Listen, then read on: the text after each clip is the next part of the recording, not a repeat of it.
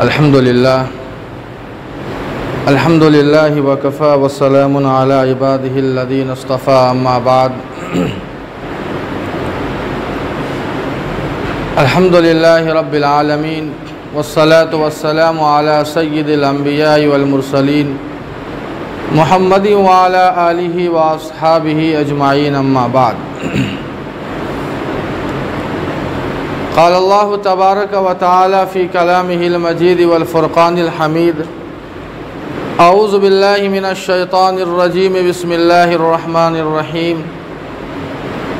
वत्लु अलैहिम नबअ Ibrahim is क़ाल लिअबीहि या अबति लिम तअबुदु मा ला यस्मअु व ला युबसिरु व ला युग़नी अन्का शैअा या अबति इन्नी क़द जाअनी मिनल इल्म मा लम यअतिका फत्तबिअनी अहदिका सिरातन सविय्या या अबति इन्नी अख़ाफ़ु अन यमस्सका अज़ाबुम मिनर रहमान फ़तकून लिश्शैतानि वलिय्या। सदक़ल्लाहु मौलानल अज़ीम व सदक़ रसूलुहुन नबियुल करीम व नहनु अला ज़ालिका लमिनश शाहिदीन वश्शाकिरीन। रब्बिश्रह ली सदरी व यस्सिर ली अमरी वहलुल उक़दतम मिन लिसानी यफ़क़हू क़ौली। Rabbi ज़िदनी इल्मा rabbi ज़िदनी इल्मा rabbi ज़िदनी इल्मा। अल्लाहुम्मा अय्यिदनी बिरूहिल क़ुदुस अल्लाहुम्मा अय्यिदनी बिरूहिल क़ुदुस अल्लाहुम्मा अय्यिदनी बिरूहिल क़ुदुस। सुब्हानका ला इल्म लना इल्ला मा अल्लमतना इन्नका अंतल अलीमुल हकीम। बिरादरान इस्लाम, मेरे अज़ीज़ भाइयों, बुज़ुर्गों और दोस्तों, दूर दराज से तशरीफ़ लाए हुए हमारे दीनी साथियों, अल्लाह पाक का शुक्र और एहसान है कि अल्लाह पाक ने हम सबों को अपनी इबादत की तौफ़ीक़ अता फ़रमाई। हम और आप अल्लाह का शुक्र अदा करते हैं कि अल्लाह पाक ने मादियत परस्त के ज़माने में भी हमें अपनी इबादत की तौफ़ीक़ अता फ़रमा देते हैं। ये बड़ी बात है। सामईन, ये जो हालात है, ये वाक़यात जो क़ुरबानी और हज के मुताल्लिक़ जो मौसम है, ये दरअसल सैयदना हज़रत इब्राहीम अलैहिस्सलातु वस्सलाम की यादगार है। मैं इंशाअल्लाह कोशिश करूँगा कि हज़रत इब्राहीम अलैहिस्सलातु वस्सलाम की पूरी ज़िंदगी के हालात हम और आप सुने, क़ुरबानी तक सुने कि किस तरह अल्लाह ताला ने उनके साथ इम्तिहान लिया, क्या क्या हालात पेश आए। इसलिए आज हम और आप सैयदना हज़रत इब्राहीम अलैहिस्सलातु वस्सलाम जो मशहूर व मारूफ़ बुत शिकन है, मुवहिद आज़म जिन्हें कहा जाता है, मेमार काबा जिन्हें कहा गया, सैयदना हज़रत इब्राहीम का ज़िक्र खैर इंशाअल्लाह सुनेंगे। हाज़रीन, इस दुनिया में हर इंसान की तमन्ना और ये ख्वाहिश है कि मैं बड़ा बनूं। हर इंसान की तमन्ना है कि मैं दुनियावी एतबार से मैं बड़ा बन जाऊं, लोग मुझे बड़ा कहे, दुनिया में चहार दांगे आलम मेरी शोहरत हो, मेरे चर्चे हो, हर गली, हर कूचा, हर शहर, हर दर, हर बदर, हर ज़ुबान अगर किसी का नाम हो तो मेरा नाम हो। और इंसान अपने आप को बड़ा बनने के लिए और शोहरत को हासिल करने के लिए हर वो काम करता है जो फितरत के ख़िलाफ़ है, जो एक दीन और मज़हब के ख़िलाफ़ है, हत्ता कि इंसानियत के ख़िलाफ़ भी वो काम कर जाता है, महज अपनी शोहरत हासिल करने के लिए और अपने आप को बड़ा बनने के लिए। इसीलिए आपने देखा होगा कि जिन्हें बोलने की सलाहियत नहीं, जो किसी सभा में 2 मिनट भाषण नहीं दे सकते हैं, आज वो बड़े बड़े ओहदों पर फाइज है। जिनके पास इल्म नहीं है, नॉलेज नहीं है, लेकिन आज वो हमारे कायद बने हुए हैं, इसलिए कि पैसा है, इसलिए कि सिफारिश है, पूरा सिस्टम को अपने हाथ में लिए हुए हैं। इंसान अपने आप को बड़ा बनने के लिए इंसानियत के खून से भी होली खेल सकता है और खेलता है। ना जाने क्या काम कर रहा है। ये दुनिया के उसूल है। लेकिन अगर किसी को अल्लाह का करीबी बनना है, अल्लाह के यहाँ अगर बड़ा बनना है, तो ये उसूल काम नहीं आते हैं। अगर किसी को अल्लाह के सबसे करीबी बंदा अगर बनना है, तो यकीन मानिए ये दुनियावी उसूल जो हमने या आपने बना के रखे हैं, ये अल्लाह के करीबी बनने के लिए काम हरगिज़ नहीं आएंगे। अल्लाह पाक उसी बंदे को अपना करीबी और मुकर्रब बंदा बनाते हैं जिस बंदे के अंदर इम्तिहान और आजमाइशों को झेलने की सलाहियत होती है। अल्लाह पाक सबों को अपना करीबी नहीं बनाते, लेकिन जिसे बनाना चाहते हैं अल्लाह पाक उसे इम्तिहान से गुजारते हैं, आजमाइश से अल्लाह पाक उसे गुजारते हैं। ऐसा नहीं है कि हम और आप सिर्फ ज़ुबान से ईमान वाले कह लिए हम अल्लाह के करीबी बन गए। अहसिबन्नासु अन युतरकू अन यक़ूलू आमन्ना वहुम ला युफ्तनून। अल्लाह पाक फरमाते हैं कि क्या इंसानों का ये गुमान है कि सिर्फ ज़ुबान से कह दे कि हम मुसलमान हैं? क्या यही काफ़ी है? हरगिज़ नहीं। हम उसे इम्तिहान की राहों से गुजारेंगे, सख्त आजमाइशों से हम गुजारेंगे, तब वो मेरा करीबी बंदा बनेगा। वरना ये दुनियावी उसूल नहीं चलने वाले हैं। ये निकम्मों को सिफारिश के ज़रिए से बड़े बड़े ओहदे या कुर्बत जो मिल जाती है, या अल्लाह के यहाँ कोई उसूल काम नहीं आते हैं। अगर अल्लाह का करीबी बनना है तो अल्लाह पाक हमें इम्तिहानात से, आजमाइशों से हमें गुजारते हैं। हमें कुर्बानियाँ देनी पड़ती है, जान की भी कुर्बानी, माल की भी कुर्बानी, हर चीज़ की हमें कुर्बानी देनी होती है, तब जाकर एक बंदा अल्लाह का करीबी बनता है। हाज़रीन, सैयदना हज़रत इब्राहीम अलैहिस्सलातु वस्सलाम इतने बड़े जलीलुल क़द्र सहाबी नबी, इतने बड़े जलीलुल क़द्र नबी है, आपको हैरत होगी कि अगर 1 लाख सवा लाख अम्बिया में अगर कोई ऐसा नबी है जिस नबी को दुनिया के 3 बड़े मज़हब के लोग मानते हैं, तो वो सिर्फ़ और सिर्फ सैयदना हज़रत इब्राहीम अलैहिस्सलातु वस्सलाम है।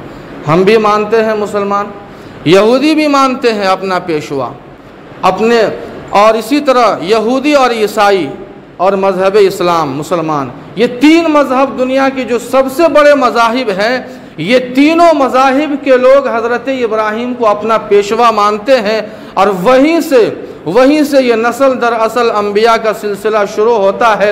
हज़रत इब्राहीम अलैहिस्सलातु वस्सलाम को अल्लाह पाक ने दुनिया की इमामत और क़यादत के मनसब पे फाइज़ फरमाया था। पूरे आलम में अल्लाह पाक ने हज़रत इब्राहीम को शोहरत अता फरमाई थी।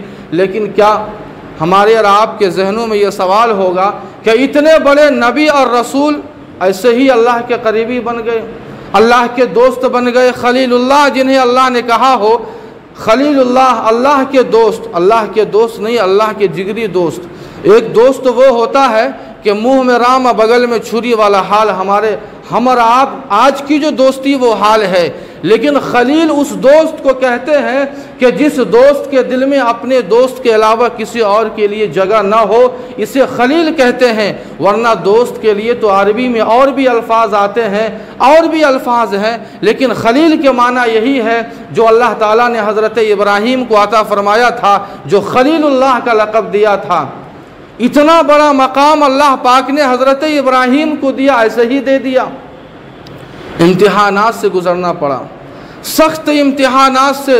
हज़रत इब्राहीम अलैहिस्सलातु वस्सलाम को सख्त इम्तिहानों से गुज़रना पड़ा।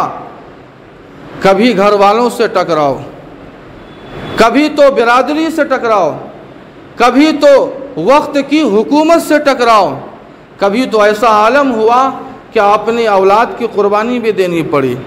ना जाने किस तरह के आजमाइशों से हज़रत इब्राहीम अलैहिस्सलातु वस्सलाम को गुज़रना पड़ा। तब जाकर अल्लाह पाक ने उन्हें खलीलुल्लाह का लक़ब दिया और अल्लाह ताला ने उन्हें दुनिया का इमाम और दुनिया का कायद बनाया। आज दुनिया के 3 बड़े मज़ाहिब के लोग उन्हें अपना पेशवा मानते हैं। हाज़रीन, सैयदना हज़रत इब्राहीम अलैहिस्सलातु वस्सलाम की ज़िंदगी में जो इम्तिहानात हुए हैं, अगर हम और आप उन इम्तिहानों को, आजमाइशों को बांटेंगे तो कई हिस्सों में बढ़ता है। आज हम और आप सबसे पहला इम्तिहान जो हज़रत इब्राहीम अलैहिस्सलातु वस्सलाम को देना पड़ा, हज़रत इब्राहीम अलैहिस्सलातु वस्सलाम को उस इम्तिहान से गुज़रना पड़ा, आज हम और आप सुनेंगे कि पहला इम्तिहान क्या था। हज़रत इब्राहीम अलैहिस्सलातु वस्सलाम का सबसे पहला इम्तिहान अल्लाह ताला ने ये लिया कि जिस घराने में हज़रत इब्राहीम की आँख खुलती है तो वो घराना कुफ्र व शिर्क का मरकज़ बना हुआ था। वो घराना कुफ्र व शिर्क का मरकज़ बना हुआ था। आपका वालिद आज़र बुत परस्त ही नहीं था, बुत की पूजा ही नहीं किया करता था, बल्कि बुत साज भी था। अपने हाथों से बुतें बनाया भी करता था। और यहीं तक नहीं, बुत परस्त होने के साथ, बुत साज होने के साथ बुत फरोश भी था, यानी उन बुतों को वो बाज़ार में बेचा भी करता था। शिर्क और कुफ्र के मरकज़ में अल्लाह पाक ने मुवहिद आज़म को पैदा किया, जो सबसे बड़े अल्लाह की तौहीद के कायल और बयान करने वाले हज़रत इब्राहीम को पैदा किया। एक तरफ बाप को देख लीजिए, एक तरफ बेटा को देख लीजिए, बिल्कुल आर पार वाला हाल है, मज़हब अलग है। हज़रत इब्राहीम अलैहिस्सलातु वस्सलाम ने जब आँख खोली और देखा कि मेरा बाप बुत परस्त है, मेरा बाप बुत परस्त है, बुत साज है, बुत फरोश है, तो हज़रत इब्राहीम के दिल में ये ख़याल आया कि आखिर ये माजरा क्या है। अल्लाह ताला ने मुझे इल्म व मारिफत देकर भेजा है, अल्लाह ताला ने मुझे नबुव्वत से नवाजा है, अल्लाह ताला ने मुझे हक़ का रास्ता दिखाया है, लेकिन मेरा बाप जो कुफ्र व शिर्क के दलदल में फंसा हुआ है। चुनांचे हज़रत इब्राहीम अलैहिस्सलातु वस्सलाम ने यहाँ से दावत देनी शुरू की। अपने अब्बा को, अपने वालिद को, आज़र को दावत देनी शुरू की। हज़रत इब्राहीम अलैहिस्सलातु वस्सलाम ने अपने वालिद और आज़र को 3 मरतबा दावत दिया, 3 मरतबा समझाया, तीनों तरीक़ों को, और तीनों अल्लाह ताला ने कुरान पाक में बयान फरमाया। हज़रत इब्राहीम अलैहिस्सलातु वस्सलाम के मुतालिक अल्लाह पाक फरमाते हैं, वतलु अलैहिम नबा इब्राहीम इन्नहु कान सिद्दीक़न नबिय्या इज़ क़ाल लि अबीही या अबत लिम तअबुदु मा ला यस्मउ व ला युबसिरु व ला युग़नी अन्का शैआ। हज़रत इब्राहीम अपने वालिद से कहते हैं कि अब्बा जान, प्यारे अब्बा जान, अब्बा जान नहीं, या अबती, उलमा मौजूद हो जानते हैं, या अबती के माना अब्बा जान नहीं, प्यारे मेरे अब्बू, मेरे प्यारे अब्बू। अंदाज़ देखिए, मज़हब अलग है, दोनों का मज़हब अलग है, धर्म अलग है, लेकिन एक बेटा जब अपने बाप को मुखातब है तो क्या कहता है, क्या कहते हैं, ए मेरे प्यारे अब्बू जान। ज़रा गौर कीजिए, सबक है, अल्लाह पाक ने हमें ये सबक दिया है कि एक वालिदैन चाहे आपके कितने बुरे क्यों ना हो, चाहे कितने ही बुरे क्यों ना हो, कुफ्र और शिर्क से बढ़कर तो कोई बुराई नहीं हो सकती है, कुफ्र और शिर्क से बढ़कर कोई बुराई नहीं हो सकती है। लेकिन कुरान ने हमें यह दर्स दिया कि आपके वालिदैन चाहे जितने बुरे क्यों ना हो, लेकिन आप अपने वालिदैन को जब पुकारे, मुखातब हो, तो अच्छे अंदाज में, मोहब्बत के अंदाज में। हज़रत इब्राहीम फरमाते हैं, या अबत लिम तअबुदु मा ला यस्मउ व ला युबसिरु व ला युग़नी अन्का शैआ। ए मेरे प्यारे अब्बू जान, ये बताइए कि आखिर आप इन मूर्तियों की, इन बुतों की क्यों पूजा करते हैं? इनके अंदर तो किसी चीज़ की सलाहियत नहीं है, न ये सुन सकते हैं, न ये बोल सकते हैं, न ये खा सकते हैं, न ये पी सकते हैं, इनके अंदर हरकत की भी ताकत नहीं है, इन्हें अपने हाथ से उठाना पड़ता है। आखिर आप क्यों इनकी पूजा और इबादत करते हैं? हज़रत इब्राहीम अलैहिस्सलातु वस्सलाम ने इन मूर्तियों और इन बुतों के नफ़ा और नुकसान को पहले समझाया कि यहाँ नुकसान ही नुकसान है, कोई फ़ायदा नहीं है इनसे। हाज़रीन, एक इंसान के लिए दुनिया में हर काम को, हर चीज़ को छोड़ना आसान है, लेकिन एक काम ऐसा है कि जिसको इंसान नहीं छोड़ सकता है, और वो काम कौन सा है? वो काम है अपनी बिरादरी से बगावत। अपने बिरादरी से बगावत करना मुश्किल हो जाता है, अपने ख़ानदानी रिवायतों से बगावत करना बड़ा मुश्किल हो जाता है। आज़र के ख़ानदान से यही नस्ल, यही चीज़ चली आ रही थी। हज़रत इब्राहीम अलैहिस्सलातु वस्सलाम ने अल्लाह की इबादत की दावत दी, लेकिन उन्हें बुत परस्ती ये ख़ानदानी रिवायत में मिली थी। बगावत करना बड़ा मुश्किल था, आज भी है। अगर किसी ख़ानदान का कोई इंसान पूरे ख़ानदान की जो रिवायत है, जो सदियों से चली आ रही है, पुरखों से कोई रिवायत चली आ रही है, अगर आपके परिवार के ख़ानदान के किसी सदस्य ने बगावत कर दी तो बड़ा मुश्किल होता है बगावत करना। हज़रत इब्राहीम अलैहिस्सलातु वस्सलाम ने दावत दी कि मेरे प्यारे अब्बू जान, आप इन्हें छोड़ दीजिए, आप इनकी पूजा मत कीजिए। यह पहला तरीक़ा हज़रत इब्राहीम अलैहिस्सलातु वस्सलाम ने अपने अब्बा जान को समझाया। इससे एक बात ये मालूम हुई कि अगर छोटा इंसान, अगर उसके पास कुरान और हदीस या दीन का अगर इल्म है तो वो अपने बड़े को समझा सकता है। मुफस्सिरीन ने लिखा है कि अपने बड़े को समझा सकता है, अदब के दायरे में, मोहब्बत के दायरे में रहकर वो समझा सकता है। चनांचे हज़रत इब्राहीम अलैहिस्सलातु वस्सलाम ने समझाया, लेकिन उनके समझ में ये बात नहीं आई। हज़रत इब्राहीम अलैहिस्सलातु वस्सलाम ने दूसरा तरीक़ा इख्तियार किया और क्या कहा, या अबती इन्नी क़द जाअनी मिनल इल्म मा लम यातिका फत्तबिनी अहदिका सिरातन सविय्या, कि ए मेरे प्यारे अब्बू जान, मेरे पास जो इल्म है वो अल्लाह की तरफ से भेजा हुआ इल्म है। मुझे अल्लाह पाक ने इल्म मारिफत से नवाजा है, हिदायत से अल्लाह ने मुझे नवाजा है।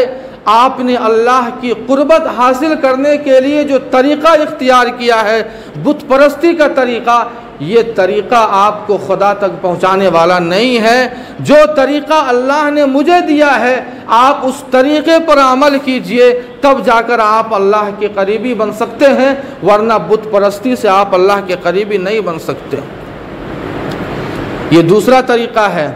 और तीसरा और आखिरी तरीक़ा, सैयदना हज़रत इब्राहीम अलैहिस्सलातु वस्सलाम ने अपने अब्बा आज़र से कहा, या अबत इन्नी अखाफ़ु अन यमस्सका अज़ाबु मिनर रहमान फ़तकून लिश्शैतानी वलिय्या, कि मेरे प्यारे अब्बू जान, अगर आपने इस रास्ते को नहीं छोड़ा, अगर कुफ्र और शिर्क के रास्ते को नहीं छोड़ा, तो यकीन मानिए और आप इस बात को लिख लीजिए कि जब अल्लाह पाक की तरफ से अज़ाब आएगा तो अल्लाह के अज़ाब से मैं भी आपको नहीं बचा सकता।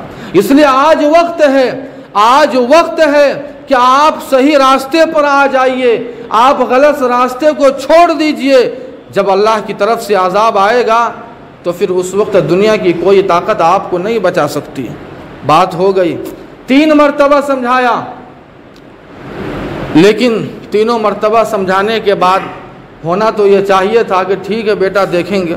आज होता है किसी को हम दावत दें तो एक होता है कि ठीक है इंशाअल्लाह इरादा करेंगे, इस तरह से होना तो ये चाहिए था कि सामने से ये जवाब आता कि ठीक है बेटा देखेंगे, हम सोचते हैं, हम बिरादरी के लोगों से हम मशवरा करते हैं, देखते हैं। हज़रत इब्राहीम अलैहिस्सलातु वस्सलाम को उनके वालिद ने क्या जवाब दिया? समझाने के बाद ये हज़रत इब्राहीम के वालिद आज़र ने जवाब दिया, क़ाला राग़िबुन अंत अन आलिहती या इब्राहीम लइल्लम तंतही लअरजुमन्नका वहजुरनी मलिया। आज़र ने कहा कि इब्राहीम, तू मुझे मेरे आबाओ अजदाद के दीन से, तरीक़े से, रास्ते से हटाना चाहता है, तू मुझे गुमराह बनाना चाहता है। याद रख, अगर दोबारा तू दावत देने आया तो तेरी टंगड़ी तोड़ दूँगा। लारजुमन्नका वहजुरनी मलिया, मैं तुझे संसार कर दूंगा, मैं तुझे घर से भगा दूंगा। वहजुरनी मलिया, तू आज से मेरे घर से निकल जा। हज़रत मोहतरम ज़रा गौर कीजिए कि बाप एक बेटे को भगा रहा है, किस लिए? परोपट्टी के लिए नहीं, जायदाद के लिए नहीं, महज इसलिए कि अल्लाह का पैगाम बाप तक पहुँचाया है, सही रास्ता दिखलाया है, तो आज अपने घर से भी हाथ धोना पड़ रहा है। हज़रत इब्राहीम अपने घर से निकलते हैं तो निकलते हुए ये नहीं कहते कि ला लाठी अदे बाप को, ये नहीं रिप्लाई था, ये जवाब नहीं था हज़रत इब्राहीम का कि लाठी लाया, दो चार लाठी बाप को दिया और निकल गया बोरा बिस्तर लेके। नहीं, हज़रत इब्राहीम अलैहिस्सलातु वस्सलाम ने अपने अब्बा से फरमाया कि क़ाल सलामुन अलैक सास्तग़फिरु लक रब्बी इन्नहु कान बी हफ़िया, क्या अब्बा जान मैं तो जा रहा हूँ घर से, मैं तो घर से जा रहा हूँ, लेकिन मैं दुआ करूँगा कि अल्लाह पाक आपको सही सलामत रखे, सेहतमंद रखे, तंदुरुस्त रखे, और मैं आपकी हिदायत के लिए अल्लाह से दुआ करूँगा। ये तरीक़ा है एक बेटे का, एक बेटे का ये तरीक़ा है। चुनांचे हज़रत इब्राहीम अलैहिस्सलातु वस्सलाम वहाँ से निकल जाते हैं। अल्लाह के वास्ते, अल्लाह के दीन के वास्ते अपने घर को कुर्बान करना पड़ा, और अपने घर से टकराव हुआ, अपने घर को छोड़ना पड़ा। यह पहला इम्तिहान था हज़रत इब्राहीम अलैहिस्सलातु वस्सलाम के साथ कि अपने घर को इस दीन के वास्ते छोड़ना पड़ा। उसके बाद दूसरा इम्तिहान आता है जो इंशाअल्लाह हम और आप सुनेंगे। अल्लाह पाक से दुआ है कि अल्लाह पाक अमल की तौफ़ीक़ अता फ़रमाए। व आखिरु दावाना अनिल हम्दुलिल्लाहि रब्बिल आलमीन।